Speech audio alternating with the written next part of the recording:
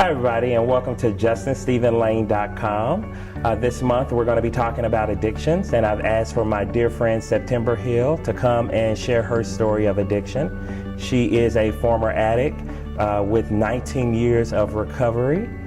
So thank you so much for coming and agreeing to share your story. Can you tell me how you first became addicted to drugs? I think addiction is a process, and it starts long before you ever take the first drink or the first drug. Something inside of you doesn't go right. Addiction is a disease. I was not comfortable in the skin I was in. I wanted to be somebody else, somewhere else.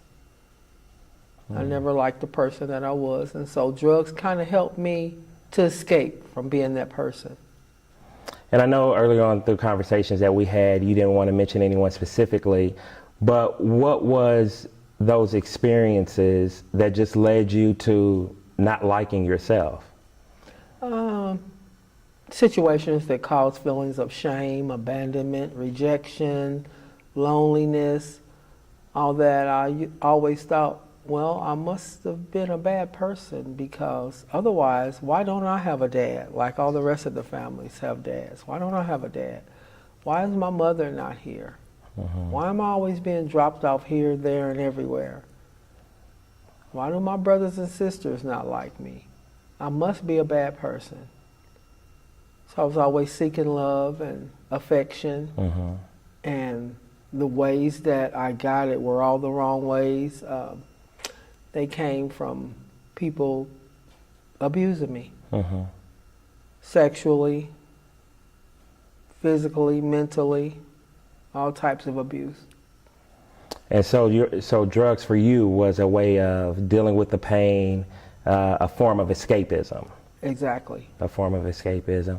So I know you told me that the addiction was it's a progressive process. Can you take me through the drugs that you did?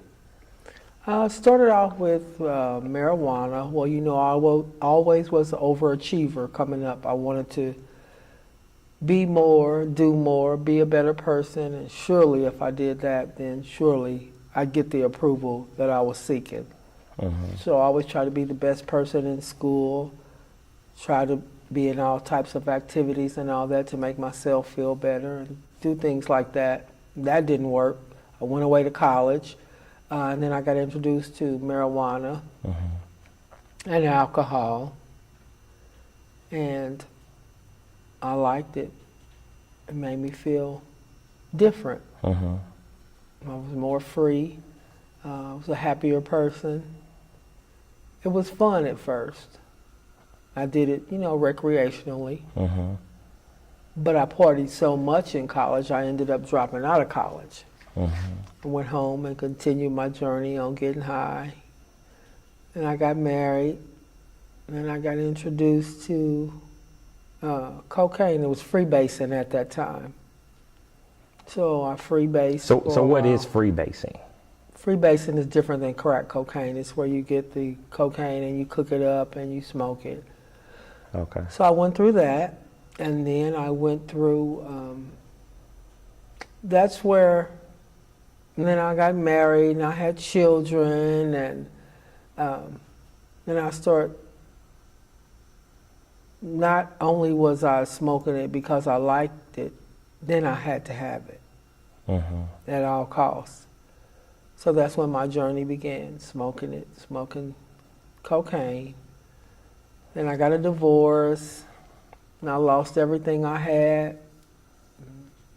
Kind of checked out on life. It's like I put the remote control on pause, checked out on life, and then I went and stayed with my mom, me and my kids. And then I ended up being gone from home a lot, and my children were there with my mother, thank God for my mom. Well, let me ask you a question just before we go into talking about that family piece, because I know early on we discussed, and I said, well, marijuana can be viewed as a milder drug than cocaine. And I thought your definition of addiction was pretty good. And I feel like it's important to include that it doesn't necessarily matter what the drug is. And so I kind of just want you to say that again, or tell me that again, just so the viewers can understand. A drug is a drug is a drug is a drug. It doesn't matter if it's marijuana, cocaine, heroin, liquor. It is the end result. Is it causing you problems? Can you not function? Can you not hold down a job? What do you do after you take that drug?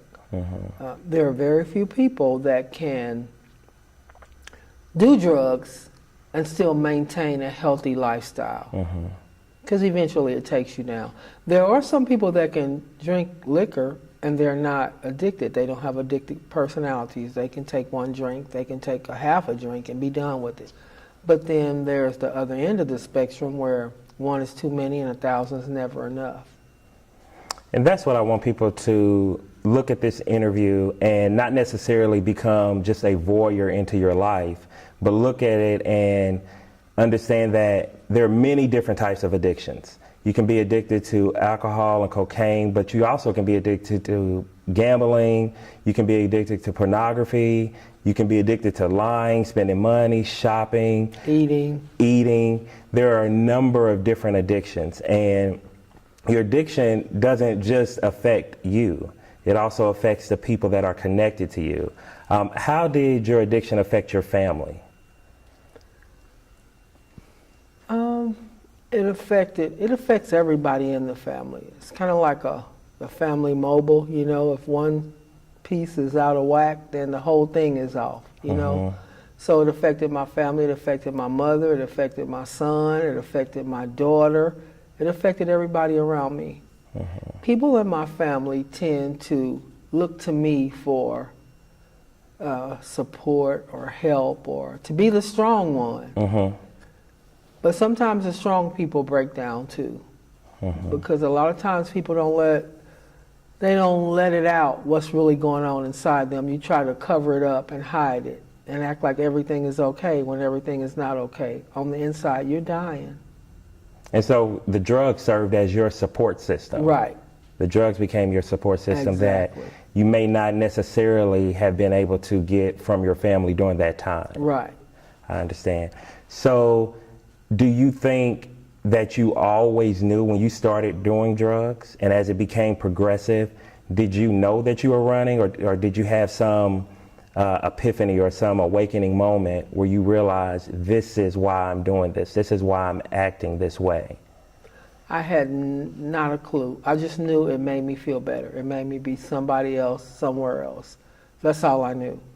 I thought in my mind that I could stop at any time, but I couldn't stop on my own. I went to treatment center 21 times. That included inpatient, outpatient, detox, psych wards, because at one time I thought I was losing my mind. Why would I continue to do something that was just tearing my life apart? The things that were most important to me is my family. Yet and still I alienated everybody by doing the drugs. So why would I do that?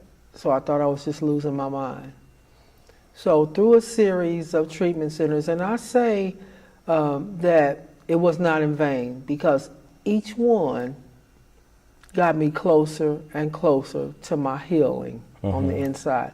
Each time I kept a little bit of that with me.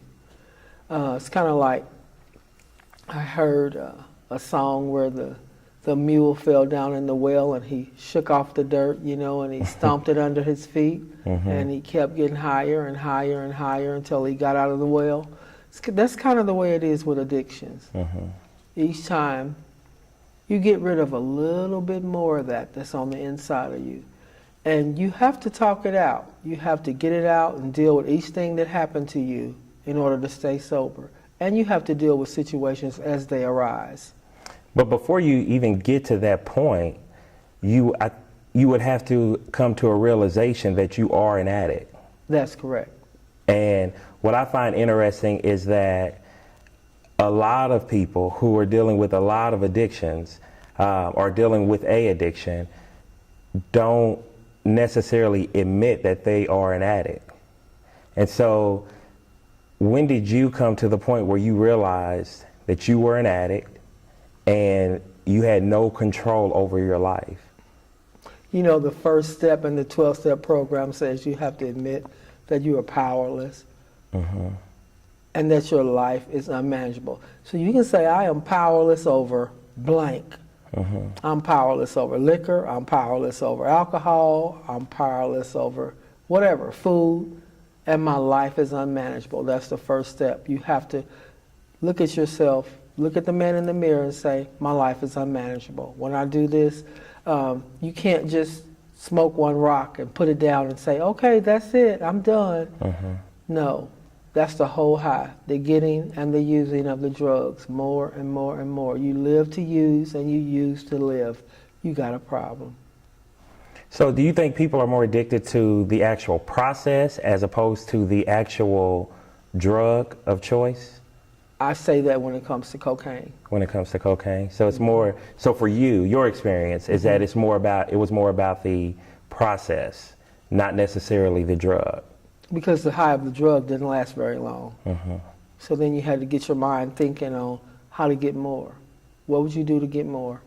You sell your furniture, you sell your house, you sell your car, you sell your body. What do you do to continue getting high? Now, that was 19 years ago. They have new things that are out now that I'm not familiar with, so I don't know how that process goes. But I just think addiction is a terrible thing. No matter what it is that you're addicted to,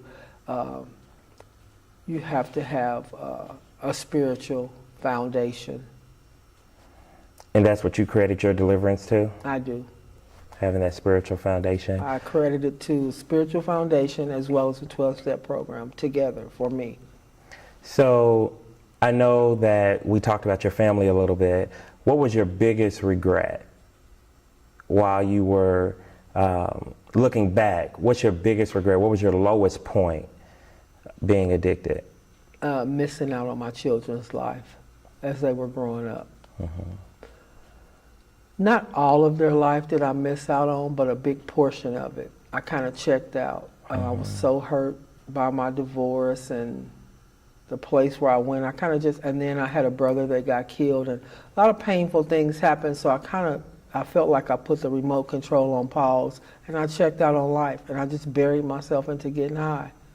Because I didn't want to feel, I didn't want to think, I didn't want to face reality, and so that's what I did. So one thing that you said through a private conversation we had that I found interesting is that you got high because you were dealing with a lot of pain and then a lot of shame, and then you would say that you're not going to do it anymore. And then you end up doing it, and you had the shame all over again and the pain all over again. How do you break that cycle? How do you break that cycle of just going in circles and not necessarily having a way out or feeling like you have a way out? You have to seek help. Basically, you do have to seek help, and you have to realize you can't do it on your own. Because doing it on my own is what got me in trouble in the first place. So to seek help, reach out to somebody, find somebody that you can talk to, or find a meeting, go to church, do something to break out of that cycle. And you have to be sick and tired of being sick and tired. You have to know that enough is enough. Once you hit your lowest bottom, then the only way up from there, the only way out is up. And so I know you said there are 21 treatment centers. You went to 21 treatment centers. And it was just a process of this time you're going to stop, and then going back to it, this time you're going to stop, and going back to it.